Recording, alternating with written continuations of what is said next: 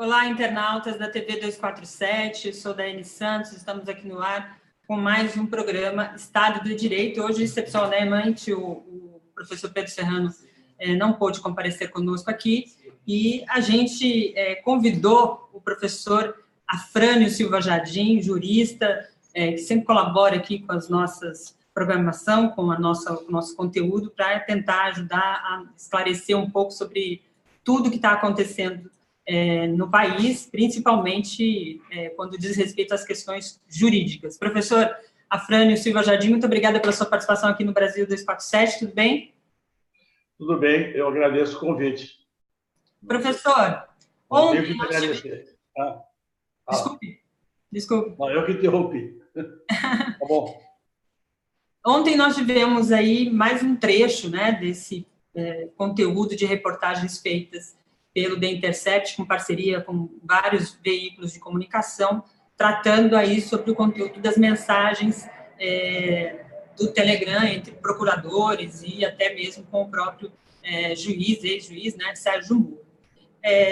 Há quase 2 meses, esses conteúdos têm trazido revelações, algumas que a gente já sabia, até pela forma do processo, né, que foi feito aí pela Lava Jato, mas outras coisas vão ganhando elementos muito mais substanciais do conjunto dessas operações, vamos chamar assim, da Lava Jato, operações obscuras, né, ali nas escondidas, né.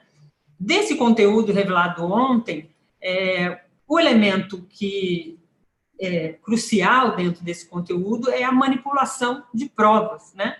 Manipulou-se o conteúdo que trata sobre um grampo que já era ilegal contra a ex-presidenta Dilma, numa conversa com o presidente Lula. Naquele período, a conversa já não tinha esse peso que se insuflou por parte aí da grande mídia.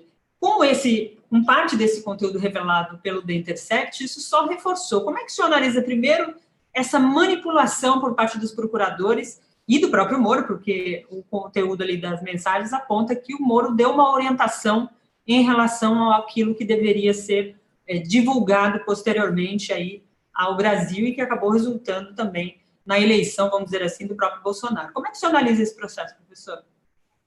Bom, preliminarmente, eu acho importante ressaltar que tão grave, talvez não tão grave, mas grave muito grave, independentemente do conteúdo, que é gravíssimo, das mensagens, é o comportamento dos procuradores da República e do ex-juiz Sérgio Moro em não reconhecerem a veracidade daquilo que está sendo veiculado por vários órgãos da imprensa, tudo obtido através do The Intercept Brasil. É um comportamento, eu digo, até cínico, se não hipócrita, que é mais próprio de réus em processo criminal. Não é um comportamento de membros do Ministério Público, de ministros de Estado. Se fizeram, eles sabem que fizeram, nós sabemos que eles fizeram, e eles sabem que nós sabemos que eles fizeram. Tem que reconhecer o que fizeram. Eu, como disse numa outra oportunidade, se eu tivesse participado dessas conversas, sinceramente, eu diria, olha, eu participei, eu falei, é verdadeiro. Consequências disso, eu assumo. Se vai anular processo, se não vai anular processo, se eu vou ser punido disciplinarmente ou não, eu assumo. Nós temos que ter um comportamento ético, honestidade intelectual acima de tudo. Eu acho seríssimo eles não terem... Até uma já reconheceu, pediu desculpa ao ex-presidente Lula, o outro reconheceu, o outro implicitamente reconheceu, refutando algumas questões. Tudo bem, podem dizer que é possível que tenha havido edição, que não é prova lista. Tudo bem, você pode dizer.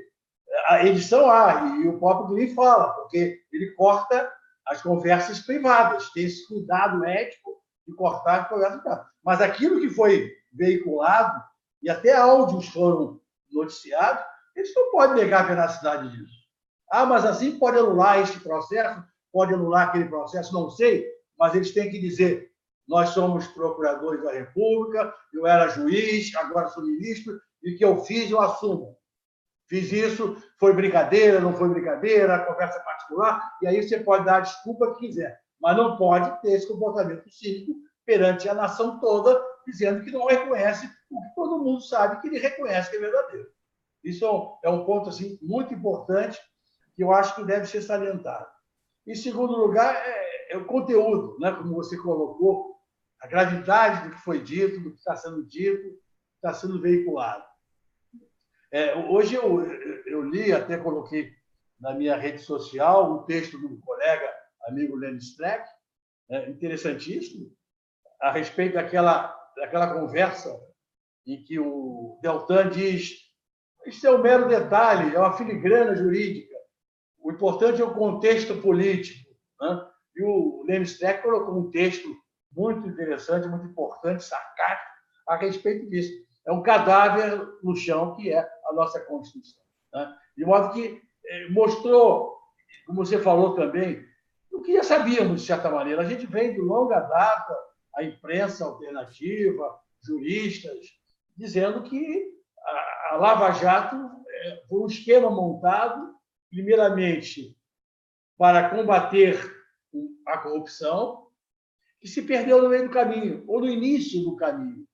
Aliás, quando eu digo que foi um esquema, o juiz Sérgio Moro, desde a época daquele caso anterior, do Banestado, ele estava preocupado em trazer as mãos limpas da Itália para o Brasil. Ele escreveu um texto acadêmico sobre isso, que todos conhecem, e que se diz claramente que tem que se usar a mídia para blindar determinadas decisões através do fortalecimento da opinião pública e tudo mais. Então, a gente já sabia isso, foi denunciado. Tiveram, acho eu, informações de serviços, vamos chamar assim, de espionagem americana, espionagem industrial na Petrobras, foram munidos dessas informações, montaram um esquema, primeiro para punir a corrupção, né? Que todo mundo quer que os corruptos sejam punidos, e depois o útil o agradável. Evidentemente que a posição ideológica,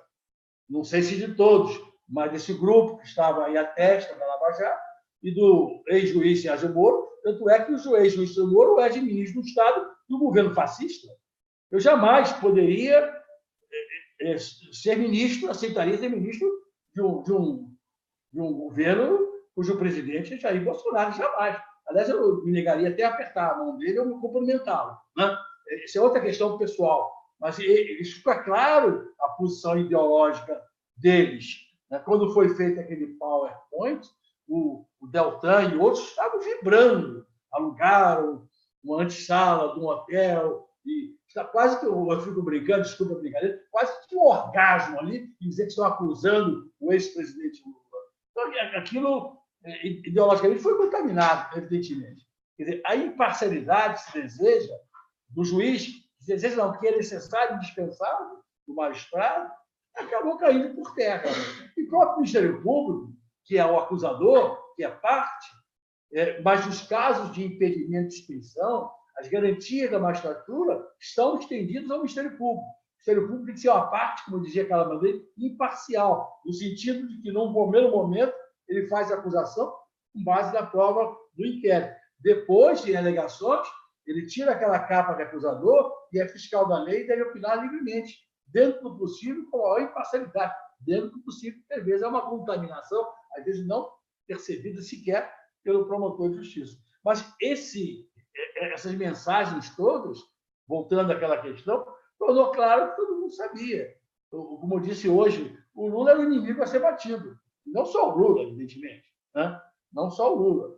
E eles são responsáveis, não pelo correto que fizeram muita coisa correta, mas pelo processo penal do espetáculo, por prisões preventivas requeridas e decretadas indevidamente, prisões temporárias para forçar colaborações premiadas, e tudo que condições coercitivas ilegais de quem tem direito a ficar calado, como os indiciados, essa coisa toda é responsável pela quebra da nossa economia e por termos hoje um governo da extrema-direita no poder, que para muitos, e para mim, é uma lástima é uma coisa que jamais eu pensava que poderia ocorrer. Eles são responsáveis disso. E agora estão vendo o que está acontecendo com a escolha do Procurador-Geral da República. Tá? Então, agora, evidentemente que podemos examinar cada uma das mensagens que estão sendo veiculadas para falar em termos de imparcialidade do juiz que julgou, né, ou do tribunal que confirmou a decisão, né, que acho que ela está totalmente comprometida. Totalmente comprometida. Desde aquela época, eu já dizia, eu fiz até a pesquisa oficiosa, seria um rigor científico, né, através de rede social. Quem acha que o juiz Sérgio Moro vai condenar o Lula? Universo pequeno, a pesquisa também dirigida, 99% o Sérgio Moro vai condenar o Lula. E muita gente que disse isso, a maioria era contra, inclusive, a condenação, né? Mas todos sabíamos que ia condenar o ex-presidente Lula. Estou me referindo a ele porque é o caso mais relevante, né? Todo mundo sabia. E se havia essa suspeita de que ele é suspeito, permite repetir a palavra, por que ele não se declarou suspeito? Se ausentou, viria um outro juiz, ele teria menos trabalho e o outro juiz teria mais legitimidade até para condenar o Lula, se fosse o caso. Acho que não, mas enfim. Ele quis ficar porque ele queria condenar o Lula. É o troféu que ele queria. Isso é evidente. Eu não tenho dúvida hoje, não tenho dúvida, vai complicar. Mas eu acredito que o Supremo Tribunal Federal vai anular esse processo e vai determinar que um outro juiz produza uma outra sentença, até porque a sentença, tecnicamente, já examinamos isso, me parece lastimável. Aquele primeira condenação do triplex é uma coisa assim. A lavagem de dinheiro, então, lavou o que não existe. Né? Ele não recebeu, né? Como é que vai lavar o dinheiro se não recebeu? Isso é uma questão técnica, não cabe aqui, talvez, examinar. Mas eu estou falando demais, que você continue perguntando. Desculpa, Dayana. Não, professor, você nunca fala demais, não. Dentro disso que o senhor está falando, o senhor citou a questão do Supremo, né? O Supremo, de alguma forma, vai ter que se pronunciar, mas desde o início aí, das divulgações, né, da Vaza Jato, alguns ministros se pronunciaram, né, principalmente Gilmar Mendes, o próprio Celso de Mello, o Marco Aurélio, e alguns outros falaram sobre o assunto, mas a questão ainda não foi abordada juridicamente do ponto de vista do plenário, né? Muito se fala e muito se cobra sobre a posição que o Supremo deve ter diante disso. O TRF4, numa ação impetrada lá pela defesa do ex-presidente, pediu o acesso a essas informações, né? E o Gebran negou, afirmando que o conteúdo dessas informações, das mensagens, foi adquirido de forma ilegal, criminosa, segundo a avaliação dele, e não tinha como se provar a qualidade, ele fala desse termo, ao negar o pedido de acesso. Eu queria que você falasse um pouco sobre isso. No caso desse conteúdo que demonstra fortemente as ações do Ministério Público, do próprio juiz, para condenar o ex-presidente Lula, um tribunal superior não aceitar, pelo menos, o acesso a essas informações é meio preocupante. Isso por um lado. Segundo, do ponto de vista das conclusões do acesso às prisões feitas por supostos hackers, que ainda está em andamento, a conclusão do Gebran é um pouco antecipada diante de uma situação que nem se confirmou de fato, né? Bom, primeiramente, eu acabei não respondendo objetivamente a sua primeira pergunta. Qual a responsabilidade deles, que você perguntou? Eu acho que a responsabilidade funcional dos procuradores da República que disseram e fizeram aquilo é inevitável. O Conselho Nacional do MP tem que assumir a responsabilidade constitucionais de punir. Não sou a favor de punições, não sou punitivista, mas tem um lado pedagógico muito importante, né? O ministro Sérgio Moro hoje não pode ser punido mais como juiz, e juiz não é mais, né? Mas é uma questão em relação ao Ministério Público da maior importância, um aspecto pedagógico, para mostrar que o Conselho Nacional não é corporativista, que é menos corporativista do que se mostra, e que o Ministério Público também não é corporativista, ou menos do que mostra que corporativistas são. né? Evidentemente. E acho que, no plano processual, contamina de nulidade. A atuação do juiz parcial, Sérgio Moro, e acho até dos próprios procuradores da República. Eu não tenho notícia claramente como é a atribuição deles, porque fala que é um grupo da Lava Jato, é uma operação Lava Jato, é uma força-tarefa da Lava Jato. No Ministério Público Estadual, eu pertenci 31 anos no Ministério Público Estadual, nós atuamos lotados ou designados, quando o titular está doente, está de férias, é promovido, por designação do Procurador-Geral. Mas tem o titular. Não atuamos em grupo, né? O próprio GAECO ele auxilia as promotorias de justiça, porque tem a questão do promotor natural.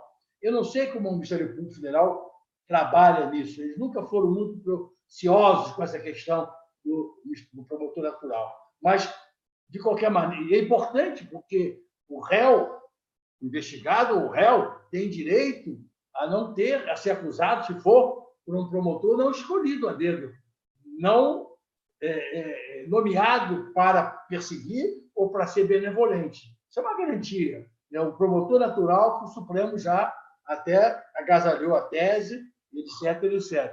Eu não sei como eles atuam, porque um para a audiência, vai o outro, os 6 fazem denúncia, e, de repente, ele é afastado, ele pediu para sair da Operação Lava Jato, vem o outro. Realmente me causa espécie. Acho que os advogados devem estar atentos a isso.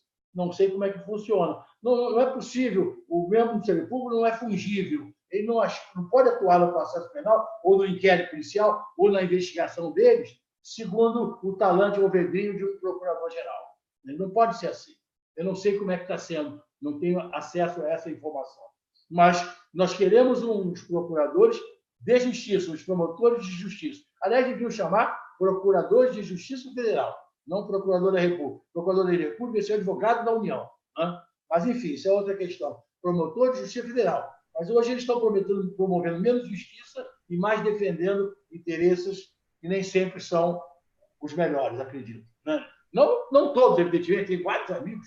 Né? Tem um procurador da República que dedicou um livro a mim, tem vários amigos, lógico, né? Estou falando daqueles que estão atuando aí. Agora, com relação a o acesso a esse material que os advogados do Lula requereram lá ao Tribunal Regional Federal da 4ª Região, 8ª Turma, o desembargador Gebran, né? Gebran é o nome dele, né? Pois é. Eu acho, aí você me corrija se estiver errado, que o que o Cristiano, advogado do Lula, pediu foi justamente acesso, não às gravações da Intercept, mas às gravações do rádio que o Moro determinou na época em que o Lula estava solto, que ia ser nomeado, como acabou sendo ministro da Casa Civil da Dilma, porque ficou claro nessas mensagens de ontem, né, que eles só colocaram aquela que interessava. Parece que o Lula não tinha desejo de ser nomeado, não queria fugir, né, ou ir se abrigar no foro por prerrogativa de função. Né? Então, o advogado não queria saber tudo que foi gravado. E quando o desembargador Gebran disse que isso foi uma gravação criminosa, se é que ele está se referindo a ela, ele está dizendo que o Sérgio Moro e os procuradores praticaram crimes. Então, tem que aplicar o artigo 40 do Código de Processo Penal e dar notícia de crime. Essas gravações são criminosas? Quem fizer? Quem fez? Quem autorizou? Quem fez a gravação? Não? Eu não entendi. Agora, eu acho que a defesa tem, se elas existem, né? Se elas foram utilizadas pelo Ministério Público ou mal utilizadas pelo Ministério Público, a defesa tem que ter acesso e até a opinião pública tem que ter acesso para justamente verificar se houve parcialidade ou não houve parcialidade. Está dentro da estratégia da defesa e a Constituição fala em ampla defesa. Né? E a ampla defesa pressupõe a inexistência de restrições. Há quem sustente, e a doutrina majoritária, que para a defesa não existe nem a proibição da prova ilícita, porque a defesa tem que ser ampla, diz a Constituição. A Constituição proíbe o uso da prova ilícita, mas tem um outro preceito constitucional que assegura a ampla defesa. Eu até digo, não é que se permite a defesa, a prova ilícita, é que para a defesa não há ilicitude. porque ela pode estar até em estado de necessidade e exclui a ilicitude. Né? Enfim, agora, eu acho equivocado, quem sou eu para dizer, mas eu acho equivocada a decisão da 8ª turma do Tribunal Regional da 4ª Região, se não sei se foi monocrática, que foi o desembargador Gebran, acho equivocado, mas eu quero dizer aqui, estou dizendo em público, de lá eu não espero nada, absolutamente nada. Está minado todo o caminho. Né? Hoje não é mais o Sérgio Moro, mas era, né? Era a 8ª turma do 4º Tribunal, depois no Superior Tribunal de Justiça era o desembargador Félix Fisch, que está doente, né? Veio outro substituído, e aquela turma lá do Superior Tribunal de Justiça também fechada. Eu tenho até sustentado essa questão, aí a questão técnica, de fixar competência nos tribunais por prevenção, viola justamente a figura do juiz natural. Por que o ministro Fachin é o ministro da Lava Jato? Onde é que está? Lava Jato não é uma pessoa jurídica, não é uma instituição. Lava Jato é o que a Globo News quer que seja. No Rio de Janeiro, o juiz Bretas condena o governador Cabral e fala que é Lava Jato. Não tem nada nem com o Petrobras. É o braço direito, longa-mãos, para blindar, porque a Lava Jato está blindada, a imprensa, a grande imprensa corporativa, usa essa expressão para blindar. Agora, por que Fachin é o ministro da Lava Jato? Lava Jato não é sequer uma instituição. O fato de ser crimes contra a Petrobras, no caso do Lula não é, o triplex. Né? Enfim, a pessoa, a vítima do crime, não fixa a competência nem do juiz de primeiro grau, nem dos tribunais. Porque ele já julgou o primeiro caso. Mas quem que tem o primeiro caso do CEF com o caso do triplex, com o caso do sítio? Por que vai tudo para o mesmo desembargador, para o mesmo tribunal? Tribunal, sim, para o mesmo órgão colegiado, para o mesmo desembargador. Todo mundo já sabe o que ele vai decidir. Está tudo dominado, como diz aí o povo, fechado. Isso é um absurdo. Tem que sortear na segunda turma. Por que se fossem 2 crimes conexos, para serem julgados simultaneamente, tudo bem, para evitar até votos contraditórios do relator. 2 crimes conexos, um furto, uma receptação, estavam em inquéritos separados, em processo separado, estão tramitando junto e julgam conjuntamente. Se o furto caiu no desembargador A, a receptação que vem depois vai para o desembargador A, para julgar conjunto. Mas se ele julgou um caso da Lava Jato, da Lava Jato, há 3 anos atrás, tudo que é Lava Jato vai para a Fachin. Mas quem é Lava Jato? Qual o critério? É ser Petrobras? Não, tem muitos casos que não tem nada a ver com a Petrobras. E mesmo que fosse Petrobras, tudo que é crime contra a Petrobras, uma vez o Lênin falou, então se eu brincando, né? Abastecer um carro no posto da Petrobras e sair e não pagar, vai para o Fachin. Né? Qual é o critério? Essas coisas são absurdas. Eu posso falar de certa maneira, porque eu sou desse ano, vai fazer 40 a 39 anos constitucional e tenho estudado essas questões. Porque estava blindado, não se discutia. Eu até questiono alguns colegas nossos da área jurídica. Eu estava falando disso ontem com uma pessoa amiga. Quantos professores de penal e processo penal existem no Brasil? Milhares. Quantos estão se manifestando, dando, como se diz, o povo a cara tapa, vindo para dizer? Todo mundo silencioso. Né? Alguns são promotores de juízo, não podem, evidentemente. Né? Mas os advogados, mas não quero te compatibilizar com o ministro, com o Supremo, com os desembargadores. Então, aí parece que, quando a gente vai argumentar, eles dizem, mas o tribunal confirmou, o Superior Tribunal confirmou, seus colegas não estão falando nada, só você, são 20 ou 30 juristas que estão se manifestando. Cadê essa turma? Tem que comparecer. Eles sabem que está errado. Mas eu sou do lado contra o PT. Eu falo até no Gustavo Badaró. Gustavo Badaró, professor da USP, associado, professor da UERJ, ele é da USP. Ele é vamos dizer assim, não sei se ele me autoriza a dizer, é um centro-direita, como eu sou de esquerda. Não tem problema nenhum isso. Mas ele, quando vai falar, ele fala claramente o que é de direito. É como eu digo, o que eu falo em relação ao processo do Lula, eu falaria se fosse o Bolsonaro. E até brinco, não com tanta ênfase. Até brinco. enquanto professor, enquanto escritor, jurista, você tem limites, né? E as pessoas estão se omitindo. E isso é muito ruim, porque todo mundo tem, lógico, tem associação de juristas na democracia, vários advogados assinando, mas os professores, os titulares, os autores, quantos livros de processo penal você tem no Brasil? Bem razoáveis. Hoje, uns 30. Razoáveis, né? Cadê essa turma? Esse que é o problema. E a gente está se expondo. Tanto é que você já viu várias vezes aqui, em várias entrevistas, porque não tem mais outras pessoas, porque as pessoas se expõem. Né? Não é que eles estejam fazendo corretamente. Não estão. Professor, esse processo particular aí do grampo contra a presidenta Dilma, na época, o Moro apresentou suas escusas ao Teori, dizendo que não sabia inicialmente que a presidenta estava incluída ali no conjunto das gravações, dos grampos feitos. As revelações mostraram, durante aquele período já, que foi feita depois que ele já tinha solicitado a suspensão. Gravou-se, acho que 22 horas ou 16 horas, se não me engano, não lembro no tempo de horas gravadas, mas esse foi o tempo excedente, né, o que excedeu depois que pediu para suspender. Ele pediu escusas, ficou naquela situação até, de certo modo, meio que debochando da situação, né? E agora, com o conteúdo revelado aí pela Vaza Jato, se confirmou que eles sabiam do conteúdo, né? Isso pode se caracterizar um crime, na época já era crime porque estava aí fazendo uma gravação contra a presidenta. Se usou isso politicamente. E a conversa do próprio Dallagnol, nas mensagens, diz que há uma filigrama entre política e o jurídico. Eu queria que o senhor falasse um pouco sobre isso. Há filigrama desse jeito entre a política e o jurídico? E ele, como procurador da República, não sabe o que é essa filigrama, né? E, ao mesmo tempo, utiliza essa filigrama para o seu proveito político, demonstrando ali o caráter aí da Lava Jato.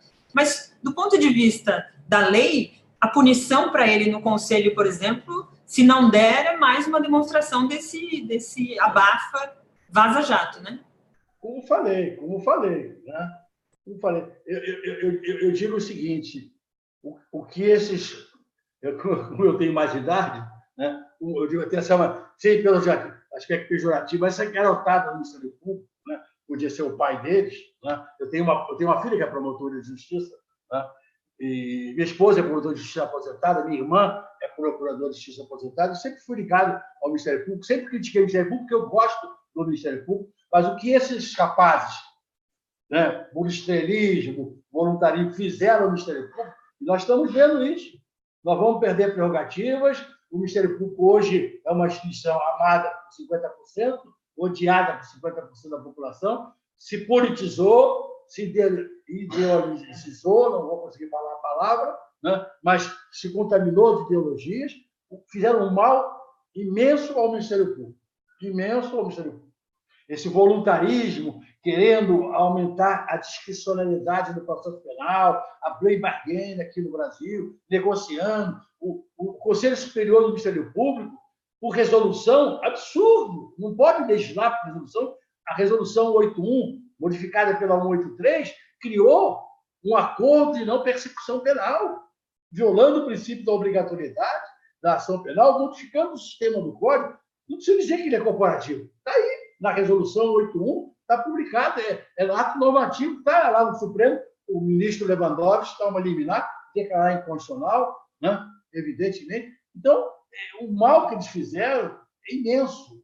Eu não sei, praticaram crimes, pergunta a você, né? Então, veja bem, eu vi uma palestra do juiz Sérgio Moro, ele era proatada a palestra lá fora, não sei se foi nos Estados Unidos, ia mais para os Estados Unidos, mas eu acho que não foi. Eu acho que foi na Europa.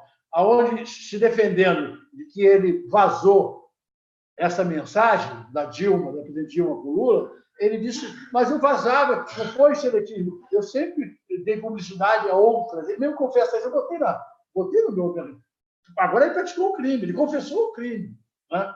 E tem um vídeo no YouTube em que um advogado adverte, juiz Sérgio Moro, é sigiloso esse ato, mas está sendo transmitido diretamente para o site antagonista. Eu peço Vossa Excelência que tome providência.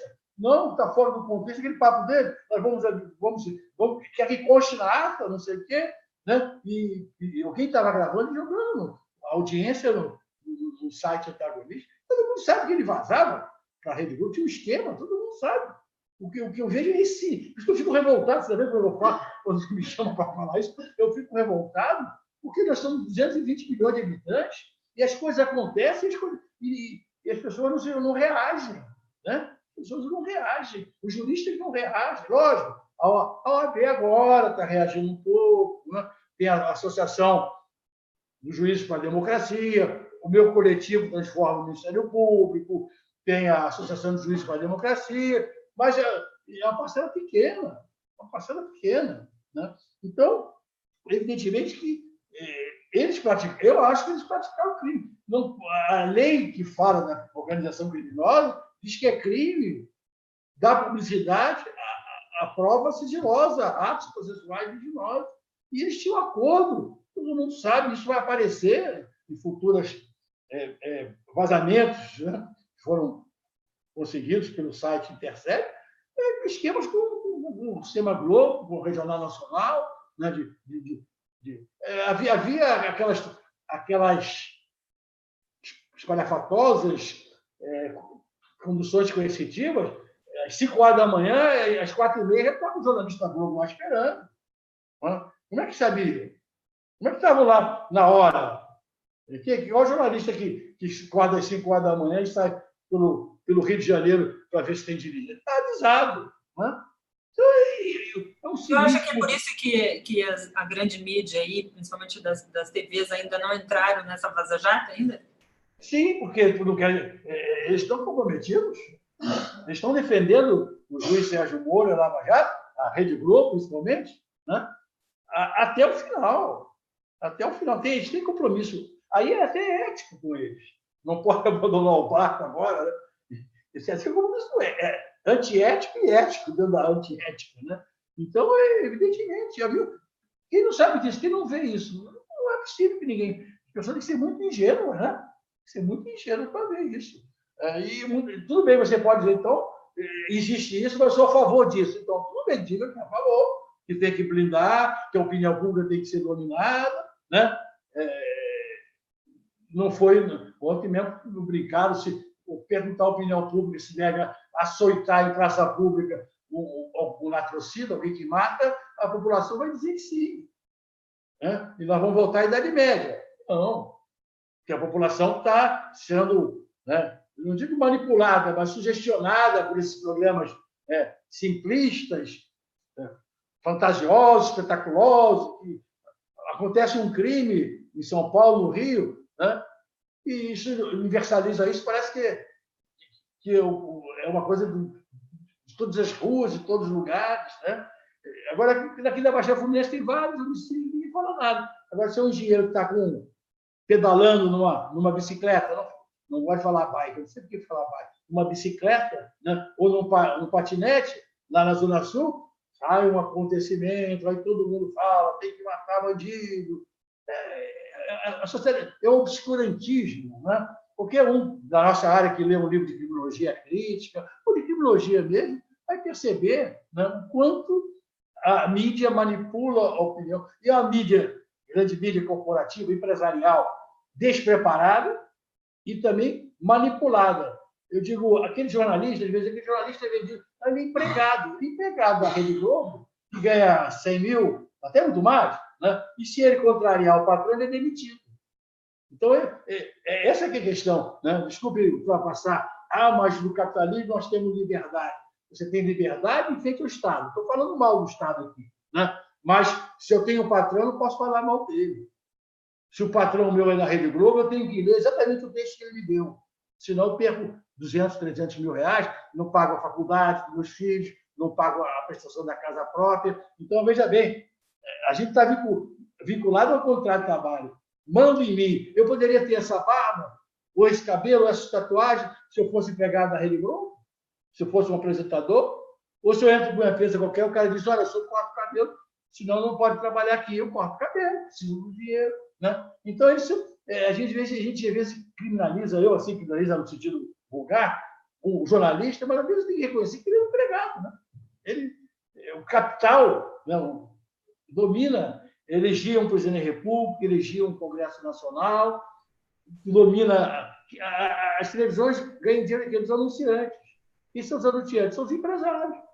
Então, a Rede Globo vai fazer uma campanha contra o presidente do Grupo Bradesco? Não pode. Né? Então, é complicado. A gente está num esquema... Um ambiente muito... Muito ruim, muito ruim. Muito ruim. Professor... As pessoas não têm consciência crítica. É verdade. O povo não sabe de nada. Né? Pode perguntar, mas como é que o povo não está sabendo? Se perguntar aí ao meu porteiro difícil aqui, né? Eu não, até que o porteiro difícil aqui é bem consciente, mas o pessoal vai dizer, não sei. Eu falei isso uma vez, a moça que trata dos meus animais em casa, o ano passado, não sabia que era Michel Temer quando ele era presidente da República. De segundo grau, lá perto da região do Lago. Não sabia que o presidente da República chamava-se Michel Temer. E os evangélicos não podem ver a Rede Globo, que para eles é comunista, imagina, né? E só tem aquela informaçãozinha do Bispo Macedo. E vão dormir cedinho. Sabe nada. Acorda às 6 horas da manhã para trabalhar. Como diz o nordestino, está danado. Está danado. Está danado. Agradeço a vocês por ter dado voz aí a essas coisas. Você, da alternativa, que pode minorar isso. Minorar, exato. Vou ler aqui alguns comentários dos nossos internautas. Nossos internautas são bem informados. Alguns comentários aqui vão na direção de uma afirmação feita pelo ministro Gilmar Mendes. O Júlio César Ribeiro Pereira, ele lembra, o Gilmar já deu uma recuada em relação à questão aí desse conteúdo da Vaza Jato, segundo ele, né? Com a declaração de que a relação da posse de Lula para a Casa Civil foi acertada. O ministro Gilmar Mendes disse que ele avaliou as informações disponíveis ali na época, permitindo ele concluir que a nomeação do ex-presidente Lula para a Casa Civil deveria ser impedida, e foi o que foi feito. O senhor acredita? Eu, naquela época, quando vi o conteúdo todo, transcrito ali das conversas, não havia uma justificativa, e o próprio presidente Lula, em uma das conversas, disse que não queria ir por conta das investigações e tal, que se ele fosse para lá seria para ajudar o Brasil e tal. Já naquele trecho divulgado, aparecia essas nuances, e com o que foi revelado ontem pela Vaza Jato, isso reforçou. O senhor acredita que isso que foi feito pelo Supremo naquele período se justificou com base naquele conteúdo? Havia justificativa para impedir o ex-presidente Lula de ser ministro com aqueles argumentos? Evidentemente que não. Evidentemente não. O ministro Gilmar Mendes, que hoje está merecendo alguns elogios até, né? Mas ele é antipetista declaradamente nos votos. Eu vejo todas as quintas-feiras a TV Justiça, ele dizia claramente, ele foi a favor, ele e o ministro próprio, a manter a doação de empresas a campanhas eleitorais. Ele pediu vista desse processo, ficou um longo tempo com esse processo com vista. Né? Agora ele pegou a coisa um pouco, né? E, enfim, não quero analisar comportamentos, mas o que eu posso dizer é que, eu afirmo isso, pode estar errado. Muito do que está acontecendo aqui é culpa de omissão ou comissão, quer dizer, ação de alguns ministros do Supremo Tribunal Federal. O Poder Judiciário todo ficou inerte, deixando as coisas acontecerem. Agora que estão começando a perceber. Não sei, alguns ingenuamente, outros desinformados, outros porque concordavam, outros porque eram antipetistas. Como eu falei, se você pegar o Poder Judiciário hoje, o Ministério Público, 80%, talvez, estou chutando, são de centro-direita para direita.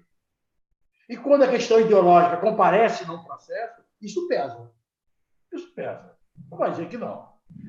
Esse é que é o problema. Por isso que o Lula não tem guarida nesse Poder Judiciário, porque a maioria dos ministros, a maioria dos desembargadores, a maioria dos juízes, dos promotores, dos procuradores, tem que ter ideologia? Tem, nós temos que ter. Se não tiver, é alienado. Mas isso contamina. Eu, se tivesse que atuar num processo em que o réu fosse o Jair Bolsonaro ou o Luiz Inácio Lula da Silva, eu me daria como suspeito, me afastaria. Eu não teria condições de ser imparcial. Eles não se afastam. Esse é que é o problema. Não estou criticando porque eles têm ideologia. Estou criticando porque eles usam, né, essa contaminação ideológica, que é positiva em outros aspectos, para direcionar a sua função processual, a sua função jurisdicional. Isso que é lamentável. Isso compromete a imparcialidade. Não é um caso que está no Código de Processo Penal como impedimento de suspeição do juiz. Não está lá. Não pode ser juiz quem tiver a mesma ideologia do réu. Isso não está lá. Mas é uma questão de foro íntimo. Não, eu não posso participar aqui, porque o réu é o presidente Lula, eu tenho afeição a ele, eu não vou atuar nesse processo. Ou, ao contrário, eu não tenho afeição, é meu inimigo, eu não gosto dele. Não é meu inimigo, mas eu não gosto, ideologicamente. Isso que está faltando, essa honestidade intelectual que eu tenho cobrado. Está faltando sinceridade, honestidade nessa turma toda aí. As pessoas estão... Está muito ruim. Está difícil, né, professor? O senhor tem se desapontado bastante, o senhor tem falado muito sobre isso. E quando a gente lê essas mensagens do The Intercept, a gente vai percebendo uma degradação muito grande, né, do sistema judiciário, e particularmente do Ministério Público, né? Como ele se instrumentalizou como um mecanismo, um organismo para atender interesses alheios ao que é da justiça. Claro que tem, não dá para generalizar e tal, mas o comportamento dos últimos anos, principalmente de Curitiba, tem se demonstrado isso, né? E pouca reação do campo jurídico, né? Tem uma reação de grupos e tal, mas há uma apatia, talvez dessa questão que o senhor apontou da opinião pública, né, que pressiona a opinião publicada, que o senhor já falou aqui em vários programas. Vou ler aqui alguns comentários. Prerrogativas da OAB são violadas, e agora o próprio presidente vetou a criminalização da violação das prerrogativas, né? A OAB tem que decretar uma greve de advogados, paralisar os fóruns, vão parar. E não é nem crime, porque o advogado não é funcionário público. Não há nem que discutir. Tem que parar, solidarizar os advogados estão omissos. Agora, é aquela história também, os advogados trabalham no interior, ali só tem aquele juiz, se ele brigar com aquele juiz, ele não vai ter mais cliente para atuar ali. O sistema é muito, muito perverso e muito engenhoso, de modo a cooptar as pessoas. Está faltando hombridade, tenacidade, coragem das pessoas. Hoje está falando até em sala de aula a respeito disso, né? Da nossa época, que a gente enfrentava as coisas, enfrentava errado ou certo, enfrentava a polícia, e a gente ia para a rua. Eu me referi agora, deixa eu me interromper um pouquinho, que no ano passado, no início, quando o presidente ganhou a eleição, correu um boato que os milicianos, sei lá quem, iriam invadir a UERJ para hostilizar lá. O que parece que fizeram na PUC.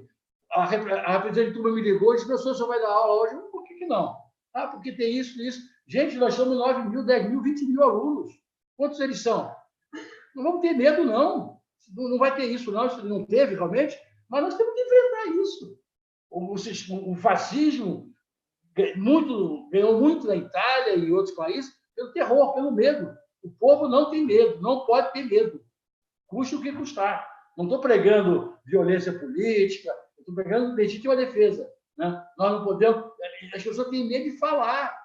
Porque aí, se eu falar, o procurador-geral não vai me botar naquela comarca mais próxima. Qualquer coisinha, se eu falar quando o chefe de departamento da faculdade, eu não vou ter o horário melhor que eu quero o horário. As pessoas estão carreiristas, né? Nesse sentido lá. Está danado. Aqui a palavra do nordestino.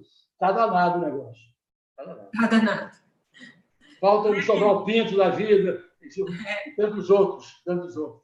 Vou ler aqui alguns comentários dos nossos internautas, professora. A Suzy Cidreira, ela é da Rede Progressista, ela bota aqui. Gente, a situação é a seguinte: a maioria desconhece a Vaza Jato, e a Globo está sendo o escudo da Lava Jato, né? E do golpe.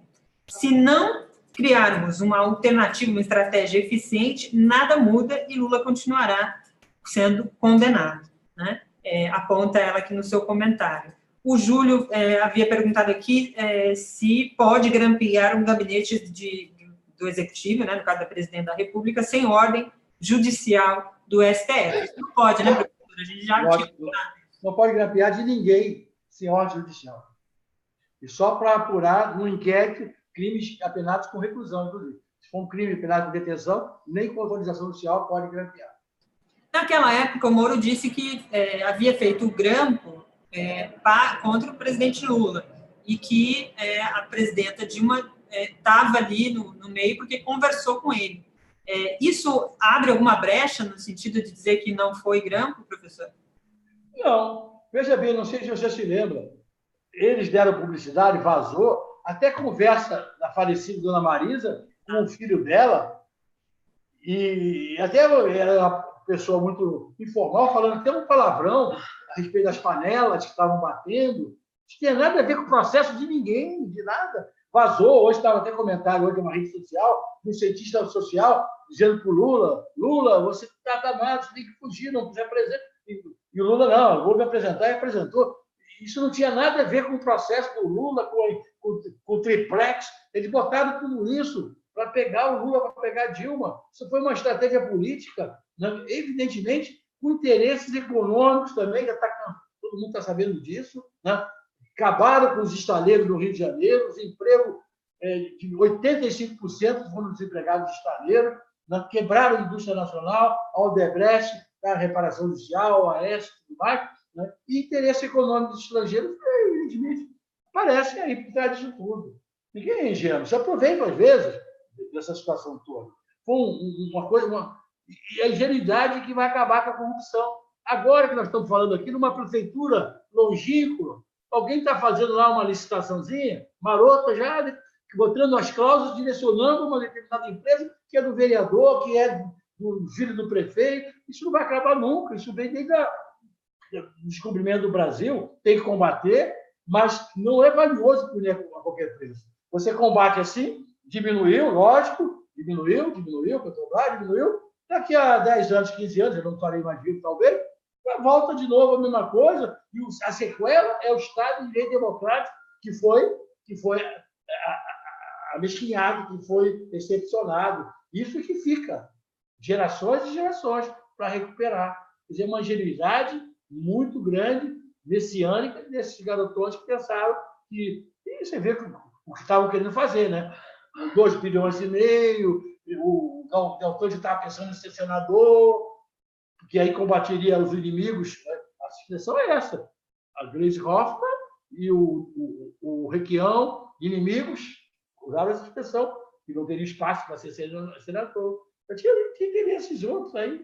Então, isso foi uma grande derrocada nos planos de vista jurídico, que é que me interessa também. Abriu brechas, né, essas medidas que estão lá, para o Sérgio Moro mandou, as chamadas 10 medidas, que não são mais 10, e tal, são péssimas algumas, a maioria, né? E criou um processo penal negociado, que não era a nossa tradição, né? Esse acordo de cooperação premiada, acordando com o criminoso, porque ele confessa, penas e regime de pena. A ideia, desculpe falar isso mais uma vez, prevista na lei própria, é de reduzir a pena até 2/3, mas quem fixa a pena é o juiz, com critérios do artigo 59 do Código Penal. Eu fixo e condeno a 12 anos. No acordo, eles combinaram reduzir 2/3, 12 anos reduz de 8, 4 anos no regime aberto. É assim que tem que ser. Ele já previu 20 anos, 100 anos em regime aberto. O que acontece? A maioria dos empresários corruptores, estão todos em casa. Por isso, outro dia eu vi, Lava Jato tem 3 mil anos de condenação. Sim, mas presos estão de 40 anos só, o resto tudo está em casa. Basta dedurar. Lula, isso, aquele outro. O próprio Palocci, né? Pelas altíssimas, está em casa. Isso é uma... Eu não posso usar essa expressão, mas realmente é lamentável. E o povo, como você disse, não sabe disso. O povo sabe Lava Jato, o que está acontecendo? Não sabe nada. Não sabe o nome do presidente da República. Né? Como estava falando, citando o caso da minha empregada, que tem segundo grau. Interrompeu o segundo grau, chegou a formar o segundo grau. É complicado. Dentro dessa questão da delação que o senhor está falando, recentemente teve uma decisão, o senhor até publicou em suas páginas nas redes sociais, e publicou artigos tratando sobre essa questão da decisão do Supremo, da segunda turma do Supremo, que anulou a condenação do Ademir Bendini. A argumentação, a fundamentação trata sobre a ordem de apresentação das alegações finais dos réus, né? A Força-Tarefa disse que o Supremo inovou ao decidir pela anulação por conta desse fundamento da ordem das alegações finais. O Gilmar Mendes foi um dos que falaram sobre isso, disse que a inovação não existiu, contestou, rebateu essa tese e disse que as leis da natureza sustentam a fundamentação feita pelo Supremo. Como é que a gente pode analisar? O senhor falou sobre isso, falando justamente do papel que o delator tem quando ele delata, né? Ele é réu e quando ele delata, ele muda o papel dele no processo. Explica isso para a gente, professor. Dizer que inovar é uma brincadeira, porque isso está no Brasil desde 1946, que foi a Constituição Democrática que assegurou a ampla defesa do contraditório. Contraditório é a possibilidade que o réu deve ter de contrastar a acusação. Se o assistente, ou melhor, não é assistente de acusação, processualmente é réu, o corréu, o delator, acusa, eu preciso falar depois dele. Como é que eu vou me defender de uma acusação se eu não sei qual é? Alegações finais do réu delator tem que ser antes da defesa. Isso é um pressuposto do contraditório da ampla defesa. Não precisa estar expresso. O 569 do Código de Processo Penal, se não me engano, que tem um rol de nulidade, todo mundo sabe que aquilo não é números clausos, fechado, é meramente exemplificativo. O legislador não pode prever todas as hipóteses de nulidade. Qualquer violação, qualquer ato processual que viola a ampla defesa do contraditório é nulo, é nulo. E não está previsto na lei, não precisa estar previsto. Eles sabem disso. Eles passaram no concurso, né? E veja bem, não é que se falar em prejuízo, pelo que houve prejuízo, foi condenado, mas não é que falar em prejuízo, porque quando a nulidade é absoluta, eu até digo, não é que se deve presumir, como diz a doutrina, prejuízo. Eu não presumo nada. Há prejuízo para o devido processo legal, há prejuízo para o Estado de Direito Democrático. Mesmo que as partes digam, eu quero que seja assim, não pode ser assim. Mesmo que o réu e o acusador dizem, eu quero que o juiz seja irmão do réu, não pode. Mas eu acredito que ele vai ser isento. Não pode. É interesse público. Quando você viola, através de um ato processual, um preceito constitucional, a nulidade é absoluta. E sendo absoluta, o prejuízo pode existir, mas não precisa nem presumir. Ele é um prejuízo para o devido processo legal, para a atividade judicial do Estado. Não pode. Então, veja bem como é que eu vou pregar para a delegação final se a acusação não fala antes. Isso é uma regra básica, né? E veja bem, o réu delator, no plano processual, é complicado. Na relação jurídico-processual, ele é réu. Você tem o processo e tem a ação. No processo, ele não é juiz nem autor, ele é réu. Agora, em termos da imputação, da acusação, da ação penal condenatória, ele é assistente de acusação. Ele atua como assistente, auxiliando a acusação. O Código diz o ofendido não pode ser assistente de acusação, está lá expresso no Código. Então, ele não pode, eu vítima, o réu, não, eu vítima, não posso, sendo réu, ser assistente de acusação. Então, ele não é, ele é réu, mas ele está, pelo Instituto da Cooperação, da delação premiada, está ajudando a acusação. Porque se a acusação não for procedente, aspas, ele está frito. Porque a delação dele foi falsa, não foi verdadeira, não comprovada, e ele não vai ter o prêmio que ele prometeu. Então, ninguém mais do que ele tem mais interesse de provar a acusação do que o Ministério Público. O Ministério Público pode até opinar pela absolvição. O Ministério Público pode recorrer em favor do réu. Aliás, eu digo, não é em favor do réu, é em favor da correta aplicação da lei no caso concreto. O Ministério Público não é advogado de acusação, não é órgão sistemático de acusação. Então, o Ministério Público tem, por isso que os casos de impedimento, extinção, o juiz se aplica ao Ministério Público. Então, ele é mais parcial que o Ministério Público, porque ele tem interesse. Se não condenar o corréu, que ele denunciou, ele não tem o prêmio, então vai pegar 30 anos na cadeia. Então, é lógico que ele tem total direito, repito, mais do que o Ministério Público. Então, ele vai produzir prova, ele tem que produzir prova, ele tem que entregar a prova para ter o prêmio ao Ministério Público, e tem que sustentar. Então, ele é um assistente de acusação, nesse sentido, entre aspas, réu que auxilia a acusação, porque tem interesse de condenar o corréu mais do que o próprio Ministério Público.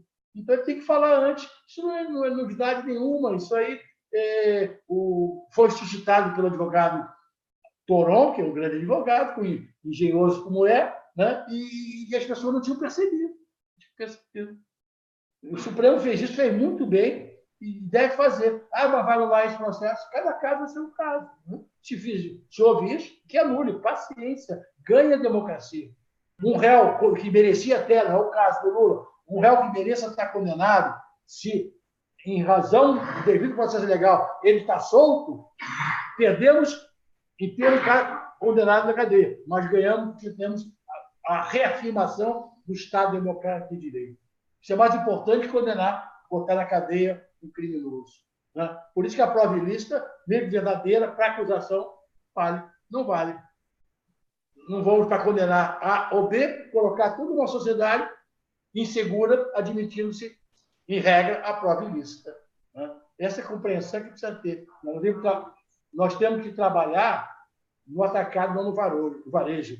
Mas aquele criminoso foi solto só porque... Aí veio uma filigrana jurídica. Filigrana, não. Isso é um valor fruto do processo civilizatório de séculos, desde Voltaire, Beccaria e tantos outros. Né? Então, é importante isso. Verdade. Professor, tem muita gente agradecendo aqui pela aula de direito que o senhor está passando. Eu não podia deixar de terminar o programa sem ler aqui alguns comentários, mas antes eu queria ouvi-lo sobre uma questão que está fora da Vaza Jato, mas também diz muito sobre o momento que o país está vivendo, né? A gente passou o final de semana acompanhando as ações na Bienal aí do livro no Rio de Janeiro.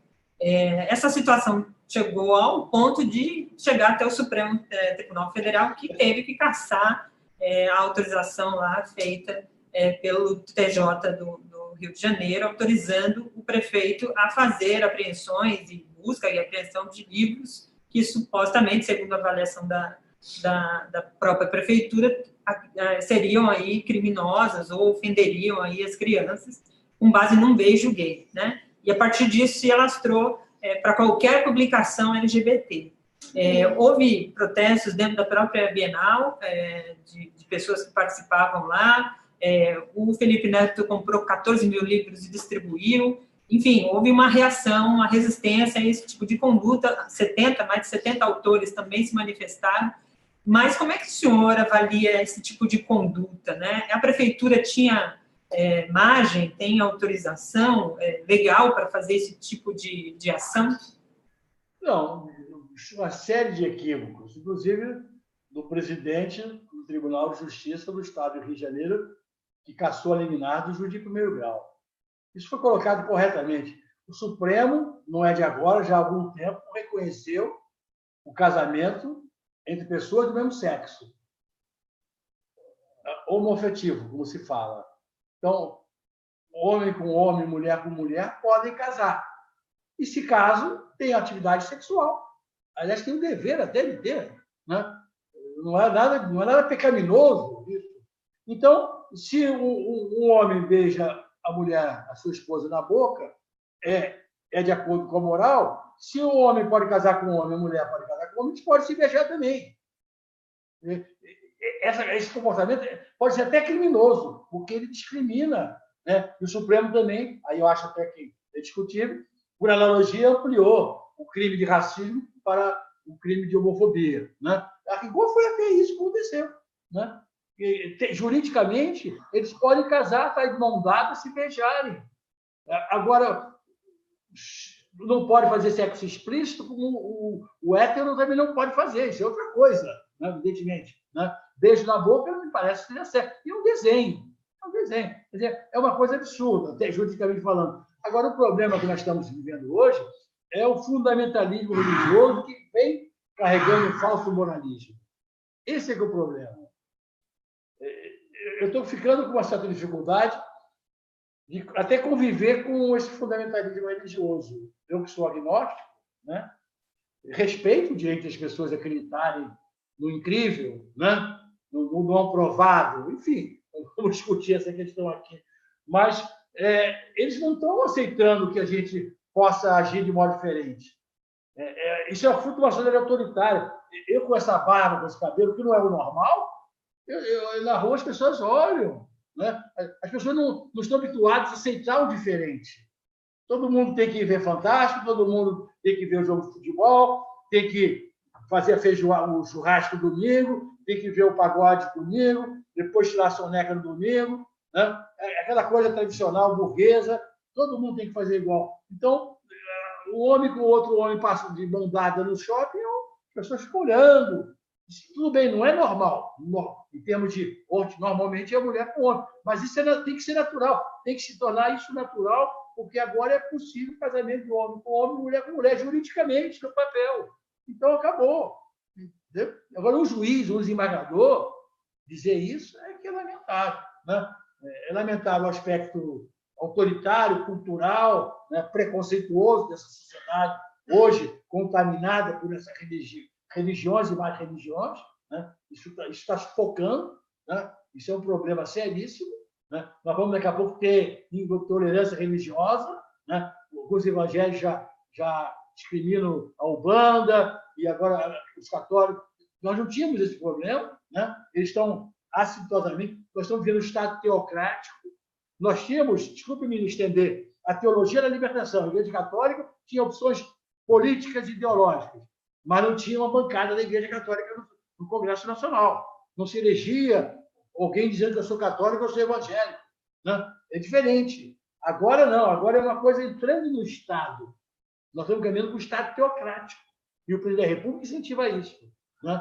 Isso é péssimo, isso é muito mal, porque isso leva à intolerância religiosa e eles evangélicos, vão ser as vítimas maiores disso tudo.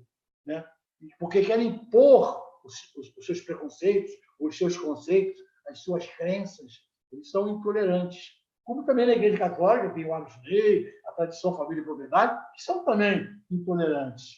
O fanatismo religioso é péssimo isso. É um retrocesso, é a coisa medieval. E nós estamos vivendo um obscurantismo. E o que está se fazendo é tentando desconstruir a história, desmerecer a ciência e o conhecimento. Daí porque combatem o ensino à universidade. E a pior coisa, eu tenho um lugar de fala agora que aproveitar. O que está se propondo agora é a militarização do ensino das escolas públicas. Isso que a imprensa, nossa imprensa, a imprensa crítica, tem que combater e não está combatendo. Um decreto do MEC, a partir do ano que vem, oficiais das Forças Armadas Reserva não vão dar aula. Porque você não sabe dar aula, não sabe de nada. Vão dirigir a escola e a disciplina da escola. Militarizando a sociedade civil. E os estados e os municípios têm que indicar 2 escolas para servir de projeto piloto para a experiência desse estudo. E o presidente está cansado de falar escola militar. Né? E aí vão fiscalizar os professores, fiscalização ideológica. Isso é fascismo puro. Isso tem que ser combatido. A UNE, a UBS, não pode aceitar esse tipo de coisa. Tenentes, capitães da reserva, dirigindo escola municipal, escola estadual e criando a disciplina. Por isso que o ex-ministro da Educação queria cantar a hino nacional, batesse continência, gravar. Isso, você vê filme nazista, a garotada toda nazista assim formada, uniformezinho, cantando. As pessoas não estão percebendo isso. O fascismo está entrando na nossa sociedade e as pessoas não estão percebendo isso. Estão comendo pelas beiradas. Né? Até muita gente crítica e tal, mas não está dando a importância devida a isso. Não é para mim, não, porque eu estou no final da linha, né, vamos dizer assim, mas é para meus filhos e meus netos. É como eu falo sempre, eu vim ao mundo em 1950, estou com 69 anos. Eu acho que eu cheguei aqui com um mundo melhor do que eu vou deixar. Eu acho que vai ser, lamentavelmente. Importante o alerta que você está falando, porque a gente às vezes acha que o processo democrático ele se dá supostamente só pelas eleições, né? E porque ela ou aconteceu, porque a gente ainda está falando aqui, conversando sobre esses assuntos, a gente acha que está numa normalidade democrática. Mas as coisas estão avançando num ritmo que vai demonstrando cada vez mais esse avanço do fascismo perigoso para a nossa democracia e para a nossa sobrevivência, né? Sobrevivência do cidadão, dos seres humanos, como todos, inclusive os evangélicos, como o senhor bem disse. A Eleara Maria Manfred, perdão, ela diz: professora Fran, os procuradores da Lava Jato não poderiam ser condenados por perda de patrimônio nacional, já que foram quebradas empresas brasileiras e tão importantes? Não, assim eu acho que não. Assim eu acho que é demasia, como consequência da atividade profissional. Eu acho que eles podem ser responsabilizados por alguns réus no plano civil, dano civil, moral, patrimonial mesmo, na medida em que eles disseram e fizeram que está sendo vazado aí. Eu acho que é caso de pensar, né, em algumas hipóteses. Vou dar um exemplo. Né? Agora mesmo foi oferecida uma denúncia contra o ex-ministro Manteiga. Né? Foi até recebido denúncia. O MP federal lá de Curitiba pediu a prisão preventiva dele. Sorte que não está o Moro lá, está o outro juiz, não decretou, mas mandou botar a tornozeleira, um ex-ministro, um homem respeitável, culto, estudioso, economista, enfim. E o Manteiga, o Moro tinha decretado a prisão preventiva do Manteiga há muito tempo atrás, no outro processo, e ele não foi preso porque a mulher dele estava com câncer no hospital e estava no hospital. Lembra disso? Né? E a mulher dele acabou morrendo mesmo. Ele é viúvo, morreu, e ele não foi preso. E ele ficou solto esses 3 anos e não precisava prender. Tanto ele não fugiu, não ameaçou testemunha, não sonegou provas. Mostrou o quê? Que não era necessária aquela prisão. Felizmente, foi revogada por causa do câncer da mulher dele. Mas mostrava que era desnecessária. Agora, como é que um outro mesmo Ministério Público requer a prisão preventiva dele de novo? Fatos até antigos, fatos muito antigos. Ele não está mais no governo, não está mais, ele não vai fugir, é um senhor. Pega o povo. Aí mandou botar a tornozeleira humilhante. Humilhante. Como diz o Lula, isso é pombo correio que põe na tornozeleira. Tem que ver que um Fernandinho da vida e um intelectual, um senhor, não é ser elitista. É um senhor, um homem, foi ministro do Estado. Né? Aí que o ministro do Supremo, corretamente, o ministro Gilmar mandou tirar até. Para que botar um homem com tornozeleira andando na rua? Que isso, filho? Eu acho que isso aí sim cabe até indenização. É excesso. Isso a lei de abuso de autoridade ia punir. E eu fiz um estudo, eu até te separei, mas não vai dar tempo aqui, mostrando alguns vetos que o presidente fez do projeto, absurdos. Ele vetou a prisão ilegal e um outro artigo lá no final revogou a 4898, que criminalizava a prisão ilegal. Então, a prisão ilegal agora não é mais crime. Prisão sem flagrante e sem ordem judicial, de juiz por escrito dos competentes, não é mais crime, porque ele vetou a nova norma que ia criminalizar e vetou a norma antiga, não vetou o artigo da lei que revogou a norma antiga. Então, ficou vazio. Aboliu o crime, inclusive cabe efeito retroativo agora. Olha que coisa de louco. Coisa de louco. Isso é só um exemplo, tenho vários. Né? Vamos conversar sobre isso, fica já aberto aqui o convite. O Luiz Henrique mandou um superchat aqui, obrigada, Luiz Henrique, não veio mensagem. A Cliene Godoy mandou boa tarde para a gente aqui, obrigada, Cliene. Tinha aqui um superchat do Carlos Alberto Campos Lima. Ele diz: professor, abraços do quiosque do Alemão. Acho que te conhece. Não sei se conhece, o nome dele é Carlos Alberto Campos, mandou um salve aqui para o senhor. O Marcelo Alves, no processo do Lula, há problemas que o STF não vê, comenta aqui o Marcelo Alves também no superchat. Tem muitos comentários falando sobre essa questão do Supremo. O Clóvis Gari, professora Fanny, por que o MPF faz questão de condenar só por convicção? Que era um pouco daquilo que o senhor apontou no início, falando sobre o PowerPoint, né? O PowerPoint, eles argumentavam que eles não tinham provas, mas tinham convicções. As convicções a Vaza Jato está demonstrando quais eram, né, professor? Eu acho que é punitivista, né? Hoje a gente fala essa expressão, o neologismo, Né? Tem pessoas, o lado ideológico é o último agradável. Né? Ele é punitivista, ele vai punir o seu inimigo ideológico, oba, é por aí mesmo. Né? E, às vezes, tem punitivista que nem tem nem a posição ideológica, mas eles acreditam fielmente que punir, prender, castigar resolve alguma coisa. Eu não sou a favor da abolição do direito penal, não é isso. Mas tem uma visão crítica a respeito disso. Nenhum criminoso deixa de praticar o crime porque o colega dele foi punido. A toda hora o colega dele é morto, confronto com a polícia, e nem por isso ele vai deixar de praticar o crime. Nem a pena de morte, entre aspas, que se faz aqui todo dia, desestimula o criminoso. Não é? O efeito intimidativo do direito penal é muito tênue. Tem que ter o direito penal, tem que segregar algumas pessoas, mas não pensar que isso resolve nem a situação pessoal dele, nem da sociedade. Problema mais complicado. Até brinco sempre, já falei isso várias vezes. Se o direito penal diminuísse a criminalidade, seria fácil. 2 artigos. As penas do Código Penal estão multiplicadas por 10. Artigo 2º, revoga disposições gerais do contrato. Acabou o furto, acabou o roubo. Não é por aí. Né? Então, não é valioso, isso que eu falei, não é valioso punir A ou B, sacrificando direitos e garantias fundamentais. São fruto do processo civilizatório conquistado ao longo dos séculos. É isso que as pessoas não têm que ver. Mas é um criminoso solto. Eu falo, meu filho, lá na faculdade, olha, se você for para a fila do metrô, sei lá o quê, você vai bater cabeça com vários criminosos que estão ali, homicidas estão ali, condenados já, tentados julgados. Isso não... Então, aí soltos. E no mundo não acaba por causa disso. Não é que a gente esteja favorável a isso. Aliás, se prender 10%, se cumprir 10% dos mandados de prisão que foram expedidos, é um caos total. Já é um caos total. Temos quase 800 mil presos no Brasil.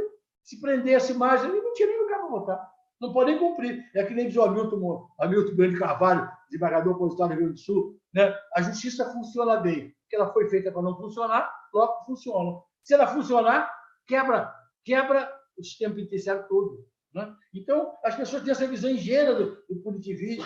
Né? Por isso que eu não estou preocupado em punir penalmente o Deltão Dallagnol, não sei o quê, porque a pena é branda, serviço à comunidade, não dá nada. Né? O aspecto pedagógico, nesse sentido, é que é muito importante. Né? Então, saiu agora uma notícia, para a gente já finalizar, saiu agora uma notícia que o Ministério Público Federal de Curitiba denunciou o ex-presidente Lula e seu irmão, o Frei Chico, acusando de ter recebido mesada da Odebrecht de 3 a 5 mil entre 2003 a 2015, como parte de um pacote de vantagens, abre aspas aqui, indevidas oferecidas a Lula em troca de benefícios diversos obtidos pela Odebrecht junto ao governo federal. A defesa do ex-presidente Lula já se manifestou, classificou as acusações, diz que a Lava Jato está repetindo acusações descabidas sobre essa questão que já havia sido trazida a público anteriormente, né, numa investigação que estava sendo feita lá pelo Ministério Público. Parece que a ação do Ministério Público é justamente para abafar a Vaza Jato, né? Eu nem sabia que tinha essa investigação. O Lula e o irmão dele, o Frei Chico, né, receberam o mesado da Odebrecht, né? Eles devem ter algum documento depositado na conta do Lula, na conta do IPE, deve ter algum documento, o cheque, mostrando, não basta a pessoa dizer, não descobriu nenhuma conta clandestina do Lula no Brasil ou fora do Brasil, nenhum depósito, né, do antigo COAF, agora do INEF, nada descobriu. Então as pessoas dizem, eu dei para o Lula 10 mil reais. Né? Agora, depositou mensalmente para o Lula, cadê a conta? Tem lá o COAF, depósito mensal da Odebrecht, eu sei. Se tiver, está documentado, paciência. Né? Vamos ver se tem. Ou se é só porque o cara da OAS falou que eu ouvi dizer que depositar. Né? Eu até provo o contrário, todo réu é inocente. E o Lula tem até muita afeição pessoal para ele. Acredito que ele é uma pessoa honesta. Eu acredito. Ontem até me perguntaram isso e eu disse, eu acredito que sim. Acredito que sim. Seja o aspecto técnico, né? Aspas, a firula do Deltan, que a gente vê, seja no geral, no concreto. Não acredito que ele seja desonesto, não. Eu morando em São Bernardo do Campo a vida toda, num apartamentozinho lá, 3 quartos, eu já estive lá perto, já vi lá, classe média em São Bernardo, seria até classe média baixa aqui no Rio de Janeiro, né? Não tem patrimônio, tem dois carros, um carro antigo, um mais novo, tinha um terreno, né? Fica acusando assim, vamos ver, eu não sei, não conheço, nem sabia que tinha essa acusação, né? O Frei Chico é o irmão mais velho do Lula, tem que introduzir o Lula. Foi do antigo PCB, né? Era, não sei se é marxista, comunista, e como tal não deve ser muito favorável a esse tipo de coisa, né? Mas, não sei, vamos ver. Né? Correto. O Frei Chico se pronunciou, ele deu uma entrevista aqui para a gente, está no nosso site, ele diz que jamais recebeu mesada e, na verdade, colaborou como consultor da Odebrecht. O irmão de Lula declarou ainda que as testemunhas de defesa indicadas por ele para falar no processo nunca foram ouvidas pelo Ministério Público Federal. Desculpe, quem é? É o próprio Frei Chico que deu entrevista para a gente comentando aí essa situação apontada, essa acusação feita aí pelo Ministério Público Federal. Veja bem, desculpa, deixa eu só interromper. Se eu fui promotor, fui procurador, 31 anos. Se, vamos dizer, até a Odebrecht resolver dar para minha irmã um sítio, ou uma mensalidade, ou uma vantagem, eu não estou praticando crime nenhum. Se alguém quiser doar para minha filha, ou sei lá, é preciso que isso seja consequência de um ato ilícito que eu, como funcionário público, pratiquei. E haver um nexo de causalidade entre o meu arquivamento do inquérito lá na minha promotoria, no júri, e essa vantagem que ele está me dando. Eu arquivei o inquérito do filho lá, do dono da empresa, e agora ele está me dando um apartamento para minha filha. Aí tudo bem, corrupção. Indevida vantagem, por que é indevida? Porque está vinculado a um ato ilícito. Não pode ter ato ilícito indeterminado. Porque o Lula beneficiou ao todos. Hoje mesmo, o vice-presidente que está em exercício está lá falando com os empresários. Eles viajam com os empresários. Eles estimulam no exterior as empresas nacionais, eles viajam no avião com os empresários. Os empresários estão ligados a eles, todo mundo sabe disso. Né? Então, amanhã, se alguma empresa der um dinheiro para o general vice-presidente hoje, porque viajaram juntos e tal, não é nada ilegal dele. E der para ele, não é corrupção. Não é corrupção. Pode ser antiética, pode ser não sei o quê, ferir o código de ética da presidência da República, isso é outra coisa. É preciso moral e direito são duas coisas distintas. Né? Eu como promotor, como presidente, pratiquei um ato ilícito e agora estou me beneficiando em razão disso. E a propina, como se fala vulgarmente. Tem que ter um nexo de causalidade. O que acontece? As empresas contribuíam, que era legal, para os partidos políticos, para as campanhas eleitorais. Caixa 2, falsidade documental, omitiu. Não estou falando. Contribuir. Amanhã o deputado votava num projeto que tinha muito interesse naquela empresa, vão criminalizar a política, dizendo que ele votou, porque há 3 anos atrás ele recebeu o benefício que todo mundo recebeu. Isso é que criminalizar a política. Então, o Congresso não pode votar. Todo o Congresso recebia dinheiro. Os bancos e tudo mais. Não pode votar mais nada. E se você votar, vão dizer que está votando porque ele custou a sua campanha política. Pode ser até, não sei. Mas tem que ter um caso concreto. Né? É isso que... Estou falando demais. Não, professor. Isso. Eu queria agradecer a participação de todos. Tem mais de 2.000 pessoas aqui assistindo a gente, 2.500 pessoas assistindo a gente. Daqui a pouco tem Léo ao Quadrado na sequência, a gente já está no horário apertadinho. Mais uma vez, professor, muito obrigada pela sua participação conosco, é sempre muito bom falar com o senhor. Já fica aberto aqui o nosso convite para tratar sobre essa questão dos decretos, a gente tentar destrinchar um pouco isso, e os efeitos disso, né, tratar disso de forma, de como isso já pode refletir na nossa vida. Muito obrigada, professor. Eu que agradeço, mais uma vez, peço desculpa pela veemência, que é do meu temperamento e da indignação que eu tenho por tudo isso. Valeu, obrigado. Compartilhamos da sua indignação. Continue aí com a gente. Daqui a pouco, como eu disse, tem Léo ao Quadrado. Mais tarde, boa noite. Um abraço, até mais. Tchau, tchau.